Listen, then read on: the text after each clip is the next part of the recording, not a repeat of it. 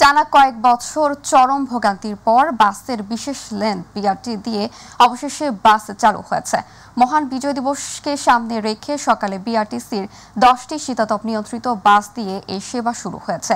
সকাল 8টায় গাজীপুরের শিববাড়ি থেকে সরকারের পরিবহন সংস্থা বিআরটিসির 10টি বাসের চলাচলের উদ্বোধন করেন সড়ক পরিবহন মন্ত্রণালয়ের উপদেষ্টা মোহাম্মদ ফাজলুল কবির খান। অনুষ্ঠানে সভাপতিত্ব করেন সড়ক পরিবহন ও মহাসড়ক বিভাগের জ্যেষ্ঠ সচিব মোহাম্মদ এহসানুল হক।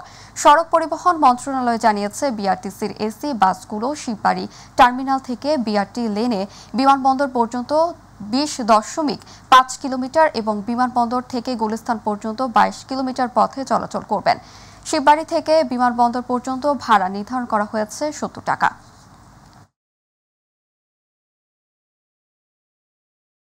সাধারণ মানুষ নিজের বাড়িতে থেকেই ঢাকায় অফিস করে আবার ফিরে আসতে পারবেন এবং ঢাকার যে বাড়ি ভাড়ার যে বিরাট ব্যয় এবং ঢাকার যে অন্যান্য আনুষঙ্গিক যে বিরাট ব্যয়, সেই ব্যয় থেকে তারা রেহাই পাবেন।